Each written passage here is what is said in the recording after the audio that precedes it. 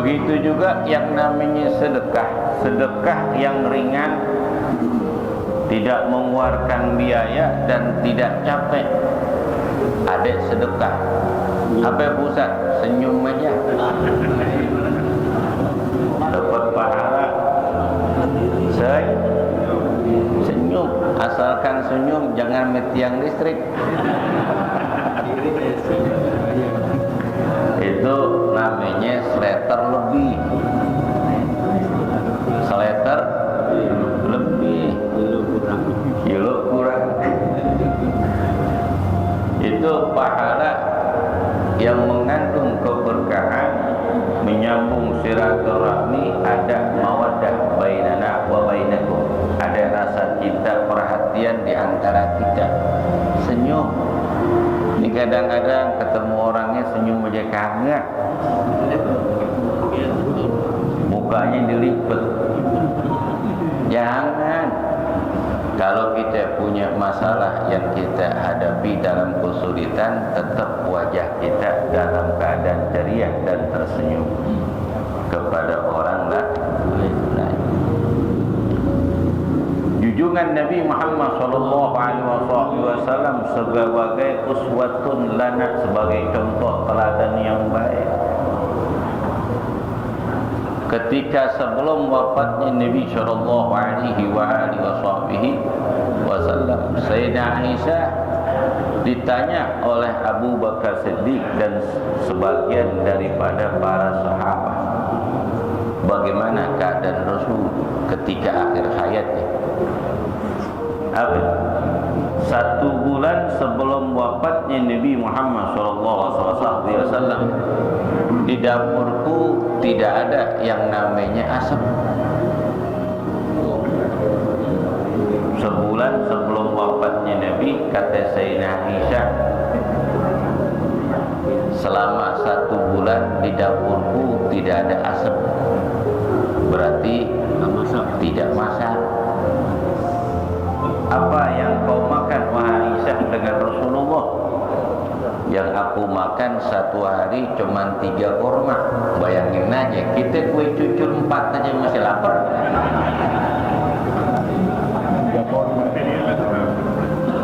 Ini Nabi makan 3 korma. Itu Nabi. Apa kata Aisyah? Ya Rasulullah, kenapa engkau bikin susah seperti ini? Kau memaksakan dirimu dalam keadaan susah. Bukankah engkau adalah seorang Nabi dan Rasul? Jika engkau menadahkan kedua tanganmu kepada Allah, Allah akan berikan apa yang kau minta. Hidupmu tidak akan susah. Apa kata Nabi? Ya Aisyah, andai kata aku mau, aku mohon kepada Allah, aku akan jadikan itu lereng-lereng gunung dari Mekah sampai Madinah akan dijadikan emas, akan dijadikan emas untuk dakwahku. Bisa aja, tapi aku malu kepada Allah Subhanahu wa Ta'ala. Aku ingin dibela agama yang kubawa ini, yang membela adalah umatku. Dari sebagian harta, pikiran dan tenaganya. Alhamdulillah. Ketika diadakan khol malam, Al-Imam Ma'arif bin Al-Qutub Al-Habib Abdul Qadir bin Ahmad Bilbagi, pendiri pondok pesantren Darul Hadis, ketika saya belajar di sana. Ketika itu Habib Abdullah bin Abdul Qadir Bilbagi, beliau menghimbau kepada murid-muridnya untuk mengeluarkan sebagian hartanya.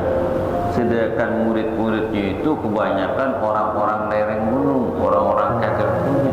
Tapi biar mereka dapat barokah seorang imam, seorang alim, arif billah.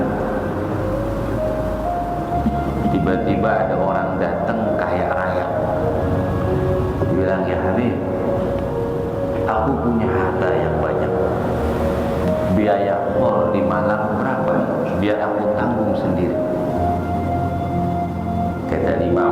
fillah Muhaddis Abdullah bin Abdul Qadir berbagi, aku minta kepada murid-muridku supaya muridku itu mendapatkan barokah.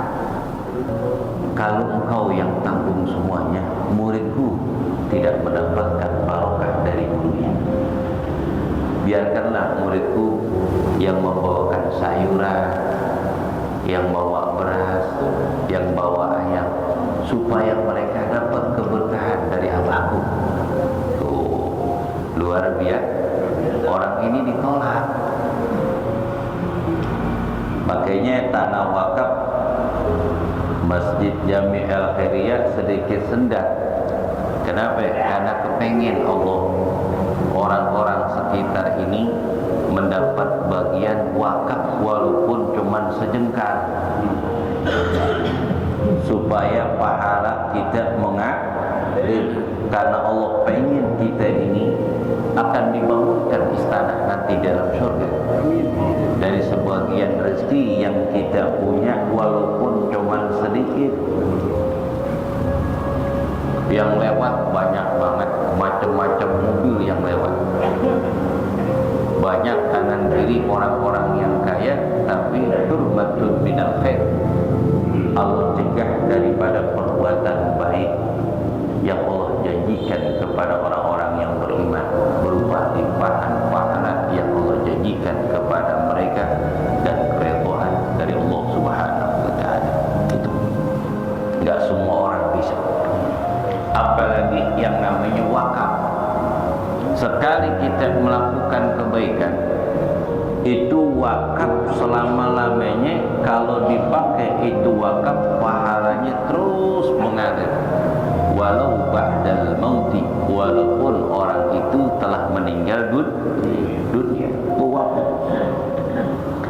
Allah Ta'ala berfirman dalam surat Al-Baqarah ayat 265, masalul ladzi yunfikuna amwalahum irtigha'a mardatillah wa tasbitan min anfusihim kamasari jannatin birabwatin asabaha wabilun fa'atat ukulaha difaini fa'ilam yusibha wabilun fatarun wallahu bima ta'maluna basir. Perumpamaan orang-orang yang menginfakkan sebagian hartanya mengharap keridhaan Allah, wa tasbitan min anfusihim, dan meneguhkan diri mereka, sama seperti kebun yang ada di lereng gunung dan disirami hujan yang begitu lebat, maka pohon itu akan berbuah menjadi 2 kali lipat. Kalau tidak, kata Allah, kalau tidak diturunkan hujan lebat, hujan gerimis saja, hujan gerimis. Wallahu bima ta'maluna basir, dan Allah Maha mengetahui, Allah Ta'ala Maha melihat apa yang kalian kerjakan.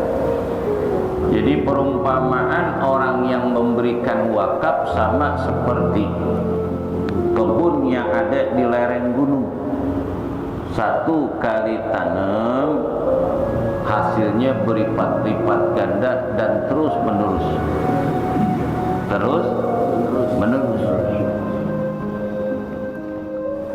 Begitu guys, seorang suami mencari nafkah kemudian diberikan dari hasil apa yang diperdagangkan, apa yang dikerja, kemudian termasuk sedekah. Idza anfaqa rajulun ala ahlihi yahtasibu. Alhamdulillah.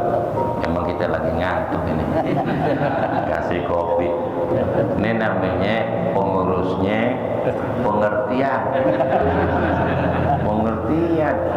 Bayangin aja situ airnya berwarna kita putih doang.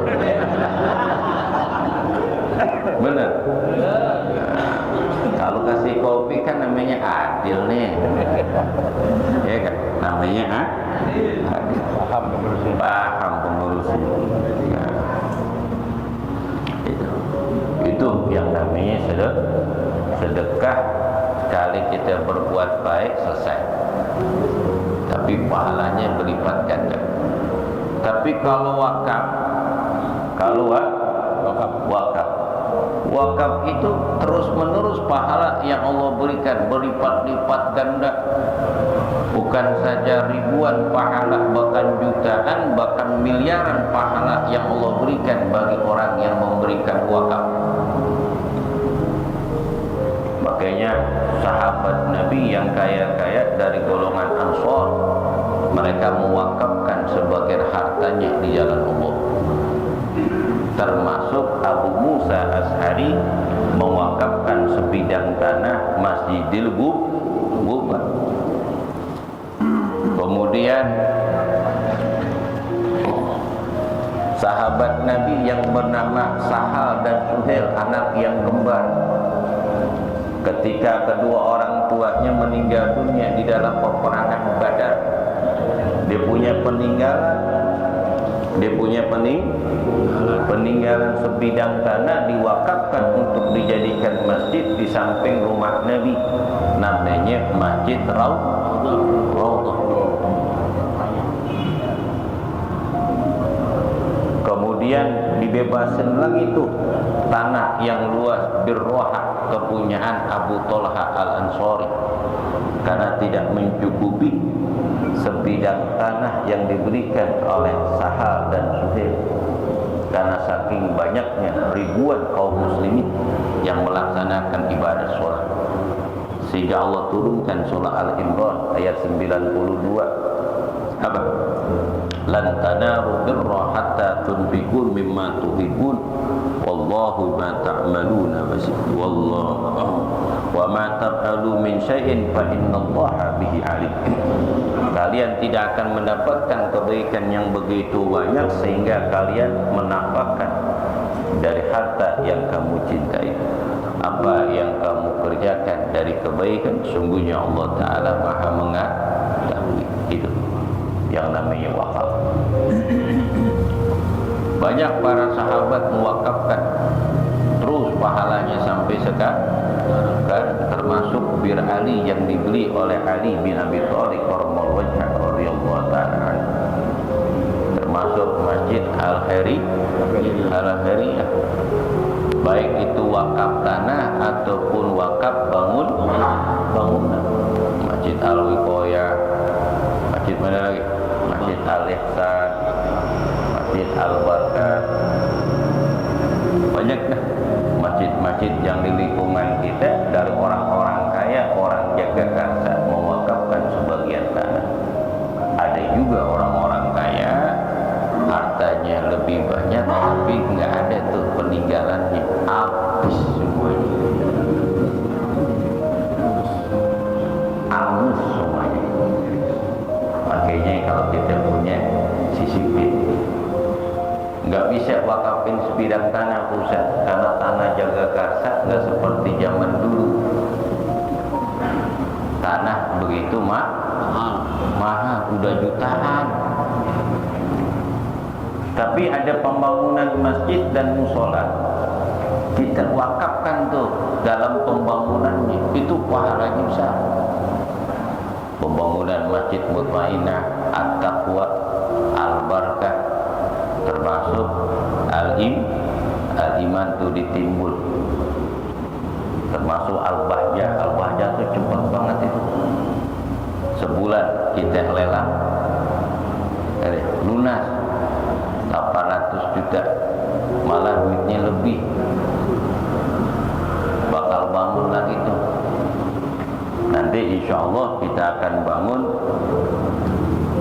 Musola Al-Jannah tuh di RW 3 RT 1. Tuh musola yang paling antik dari asbes. Dua asbes bentangan yang namanya kayu di mana aja ada. Karena pendek banget. Saya ngajar di sini aja kamar mandi, kamar ruang wudhu. Tapi saya betah aja ngajar situ. Udah 15 tahun. Udah bongkar aja nih, jelek banget kita. Tapi orangnya kompak-kompak. Kalau konsumsi itu makan enak banget, pakai gue betah gitu. Tempatnya musolanya rombeng.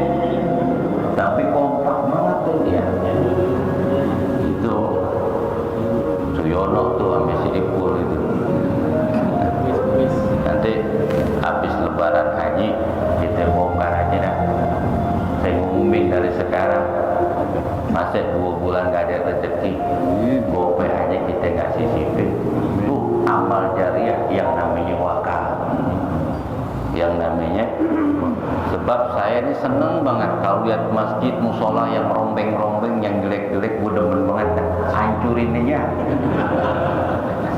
Ya, di Jagakarsa masjid rombeng-rombeng kita hancurin aja. Kenapa?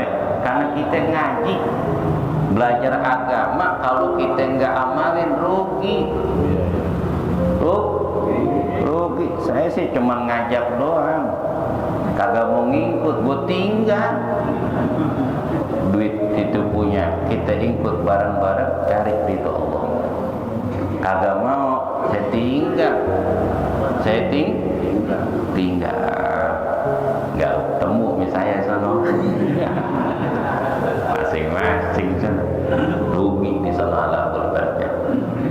Wakaf lugatan al-habsu, menahan. Jadi barang yang tadi wakafkan tidak siapapun, walaupun itu punya dia, orangnya masih ada, nggak boleh dimiliki. Seperti guru kita Haji Mursidin, beliau punya wakaf musola Asyakirin, orangnya ada, orangnya masih ada, itu dicegah hartanya karena milik Allah dipergunakan untuk ibadah. Wasat habsun mu'ayyinin, menurut syariat adalah menahan barang yang jelas, barang yang dimiliki oleh seseorang yang bisa menerima secara pemindahan, yang memungkinkan memberikan kemanfaatan, dan kemanfaatan barang yang dimanfaatkan itu barangnya masih tetap, itu yang namanya wakaf. Habsun mu'ayyinin, menahan barang yang jelas, seperti sebidang tanah wakaf untuk jadikan madrasah, ataupun solokan air yang kecil kemudian diwakafkan, dilebarin lagi, ataupun pembebasan lahan buat jalan milik kita bersama.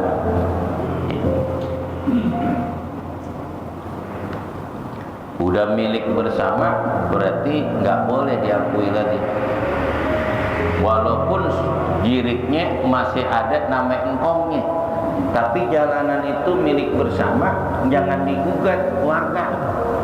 Ini warga dari sono ke sini, jalan ini dan itu masih jalan engkong saya, jiriknya ada sama saya jual, jangan. Belum dipecah waris nih Ustaz, ada yang datang sama saya musyawarah masalah tanah wakaf jalan, bukan wakaf, kata dia, bapak saya Ustaz, engkong saya jual tanah yang ditempatin tapi jalanan nggak dijual, nggak mungkin. Itu jalanan itu fasilitas untuk orang yang beli, supaya tanah itu laku, makanya dikasih jalan. Jalan itu milik bersama, bukan wakaf orang tua atau hadiah orang tua, bukan milik bersama. Dengan adanya jalan, akhirnya dijual harga yang tinggi. Coba kalau jual tanah bulat lebar gitu, murah, dikarklingin mahal gak? Itu tanah yang sisa jalan milik bersama, orang yang tinggal di situ, jangan dijadikan pecah waris lagi, diomelin melurah. Mamlukin yang wakaf itu bukan tanah saja, termasuk Al-Quran untuk dibaca, mau kena taruh di masjid, itu yang namanya wakaf. Wakaf sound system, wakaf keran rusak, jangan manggil ketua tuh keran rusak, apa nih, ngocor aja. Siapapun yang lihat langsung ke material, beliin, beli, itu kesadaran. Ini mah ditulis, laporin. Jangan sampai yang lihat kebaikan, jangan sampai nyuruh, takutnya masuk surga kagak jadi, ragu, mau masuk surga ragu, Kenapa? Ada tuh yang namanya kebaikan ditahu tapi nggak mau ngerjain. Tuh kebanyakan kita begitu, kerang rusak dikit laporan ketuanya. Kita punya dikit, rezeki dikit. Ini masjid musola di lingkungan kita. Kita sujud rukuk di sini. Beli aja, kelar. Beres gak? Gitu. Jangan laporan. Mobilin dinaklin, barang wakaf itu bisa dipindahkan, bisa dari milik dia dipindahkan kepada orang yang menerima wakaf maupun alih. Diberikan kemanfaatan, barang yang diwakafkan memberikan kemanfaatan itu barangnya utuh, barangnya utuh. Wa maupun barang wakaf wasigatun dan sigot.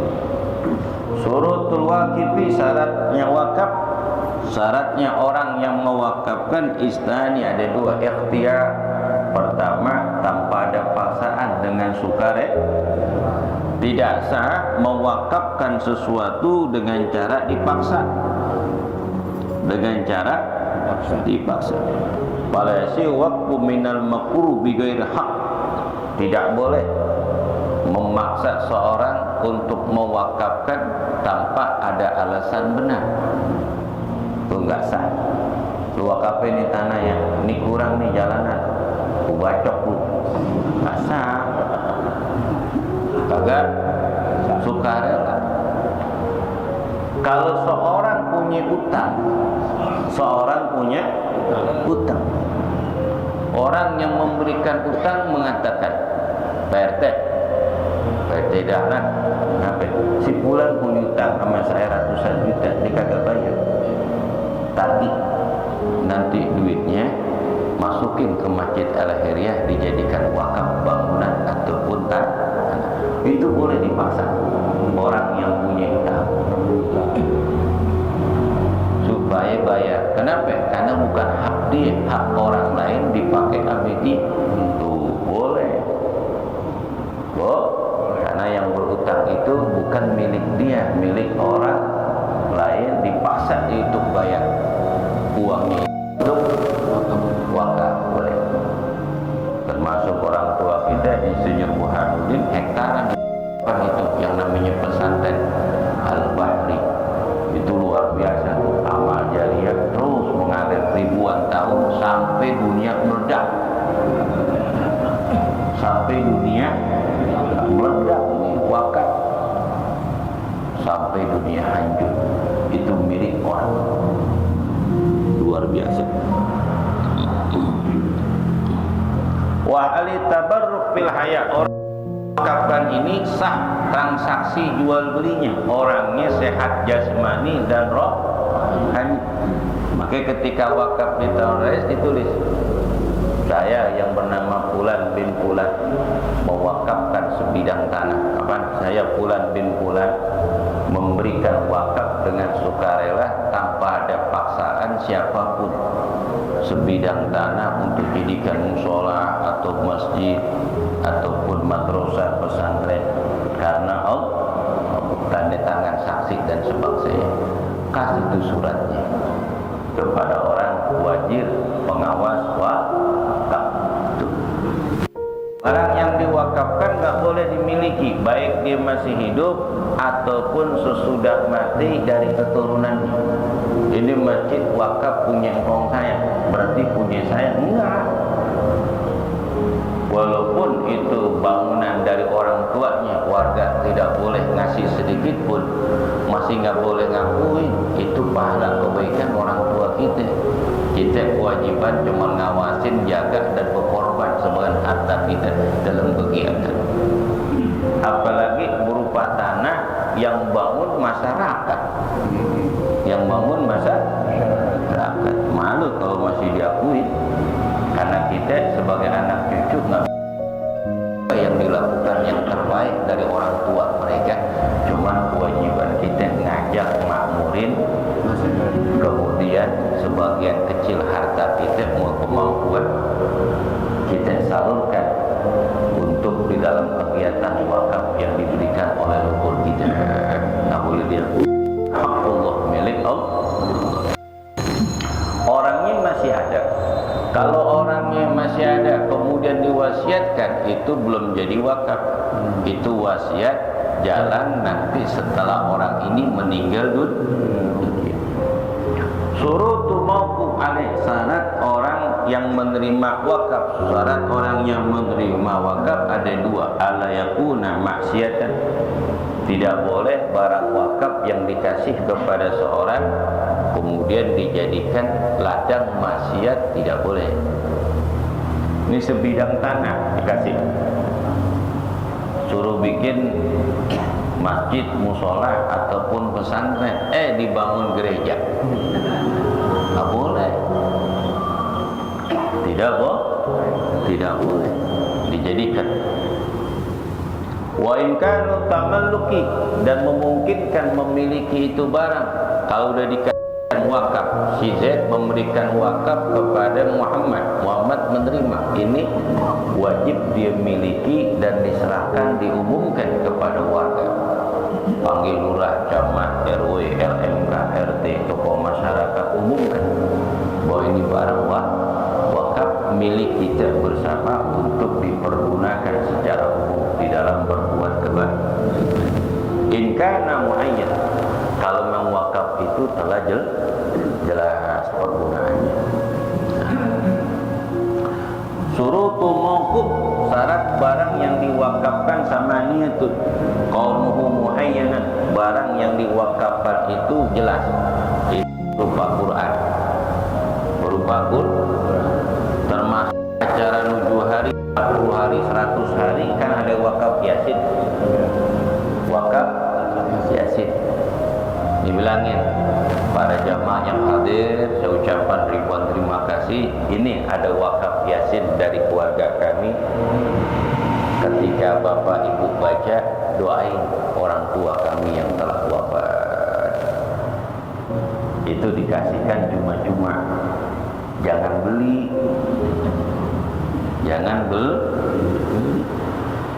Ada lagi tuh orang ngasih fotokopian apa? Doa-doa pikiran di fotokopi, iya, dibagiin.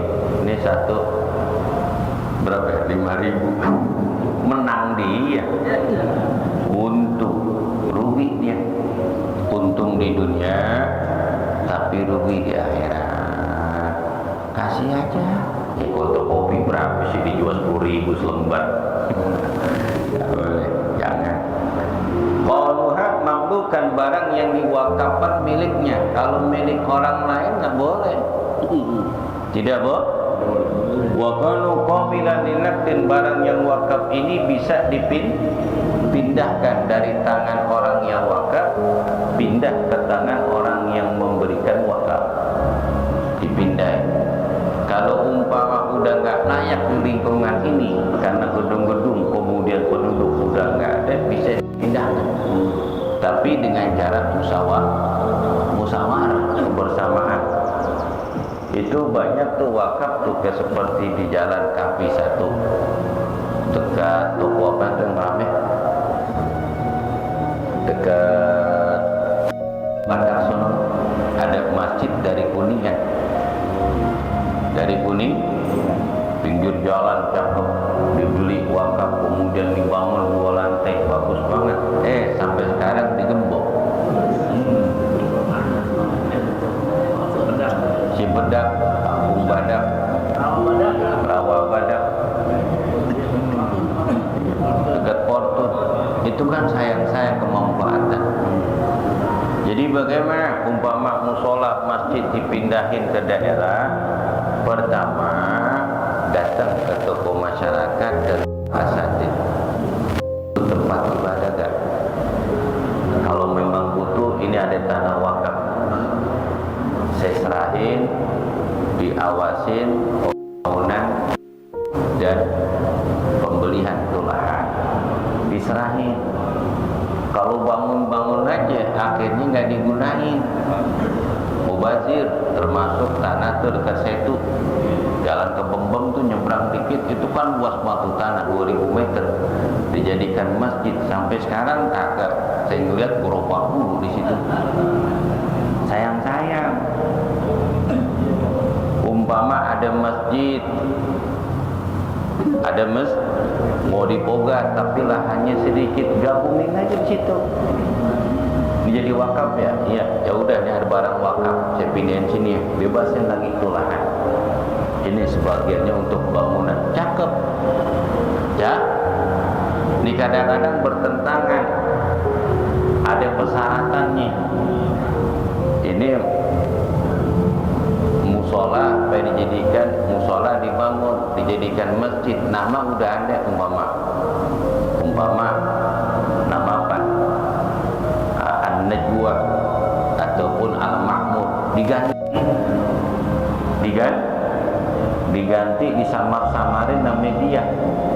Itu jangan, ikutin aja yang udah ada, ikutin yang sudah ada.